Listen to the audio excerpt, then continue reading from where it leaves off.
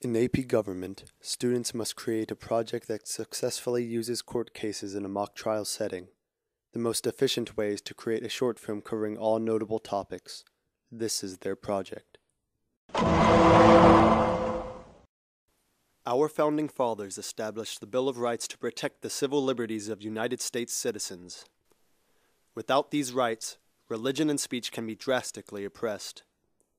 Individuals would face indefinite or cruel punishments without the ability to defend their innocence. After analyzing the extremities associated with the lack of civil liberties, the Bill of Rights is obviously necessary. Despite the necessity of these rights, problems arise from the extreme protection of these liberties.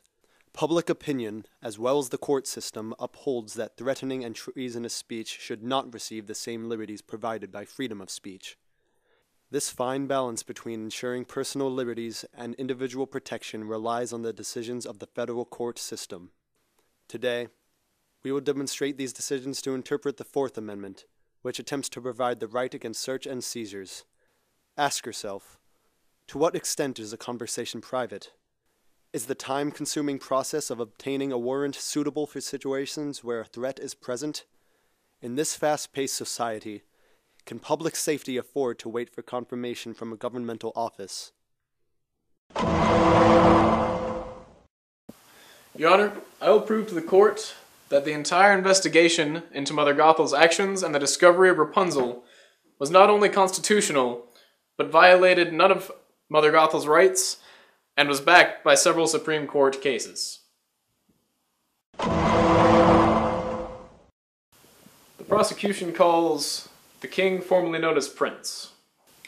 Well, my story, it doesn't really seem very appropriate for this case, but I was celebrating the newest decree of mine going platinum with my friends, so I was going out to the tavern to go celebrate. And who did I see at the tavern but Mother Gothel? Now, I haven't seen her in years, but whenever I saw her, I decided I would go over and say hello to her, because it's, like I said, it's been years since I've seen her, and, but whenever when I was with her at the bar, it looked like she was talking with somebody, so I decided to sit back at a different table. And what events transpired next? Well, it's been a while. It's like I said, it's been a long, long time since I've seen Mother Gothel, so I decided I'd like to listen in on a conversation, see what else was happening that she wasn't telling me about, because she seemed kind of sketchy, and I know that she's from the wrong side of the tracks. Well, I heard her talking with someone, I couldn't recognize the other person, that she had been talking about how she had kidnapped a girl, someone that she'd been looking for a long, long time, and I thought that was kind of suspicious.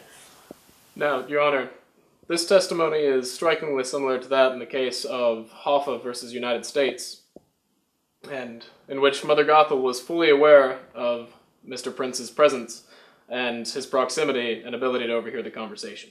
Well, I guess you could say that, but isn't that some kind of invasion of privacy? Not at all. In the ruling in the Hoffa versus United States case, it was ruled that it was no violation of the Fourth Amendment.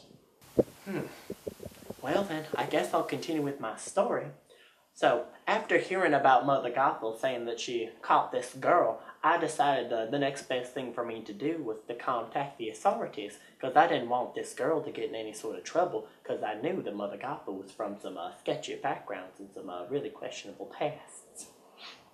Now, in the case of the United States versus Draper, an independent testimony like this is grounds for probable cause and to start an investigation.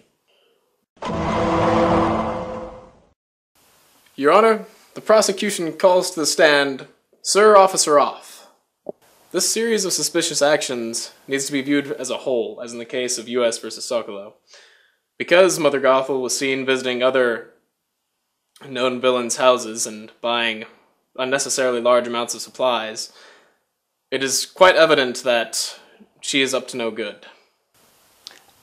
I would say that it was obvious that she was up to very suspicious actions, and that furthered our investigation.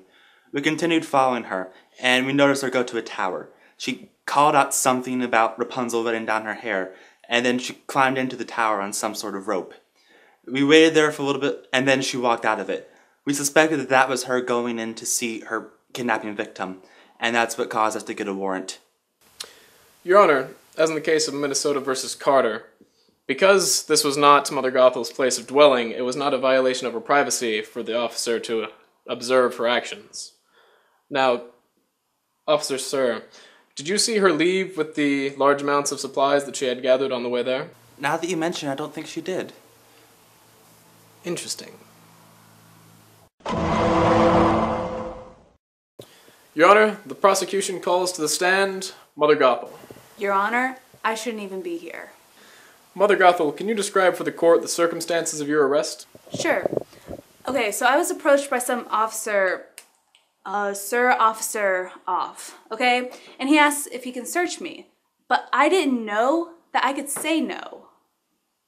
Your Honor, clearly represented in the court case of Schnecklock versus Bustamante, even though Mother Gothel did not know that she could say no to a search, she did consent, and her Fourth Amendment rights were not violated. Now, Mother Gothel, during this search, was there anything unusual that the police officers found? Wasn't mine. Your Honor, may the record reflect that a wand was found in Mother Gothel's possession. And during the case of Terry versus Ohio, a weapon found on Mother Gothel's person warrants a further search and arrest.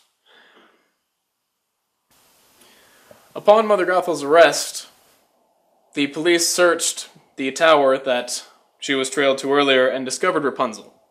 They didn't have a warrant to search. Your Honor, in the court case of the United States versus Rabinowitz, it is clearly evident that, in accordance with Miss Gothel's arrest, the police have the right to search for any evidence that is concurrent to the case, which is why we were able to search the tower and recover Rapunzel.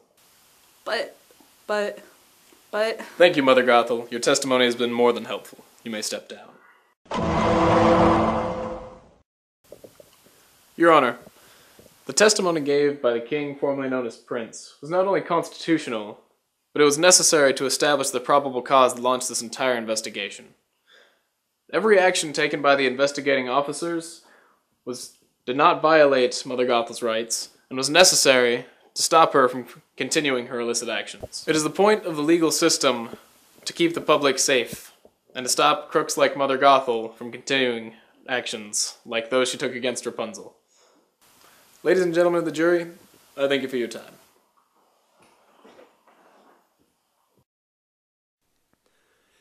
Ladies and gentlemen, I ask you, is a man entitled to the pursuit of property? No, said the members of Parliament. England has the right to seize your property. The Fourth Amendment addresses this right, yet a fair legal system requires reasonable violations to an individual's privacy. If all search and seizures were prohibited, evidence in a criminal proceeding would be impossible to achieve. These trials are a necessity to uphold public safety in our country.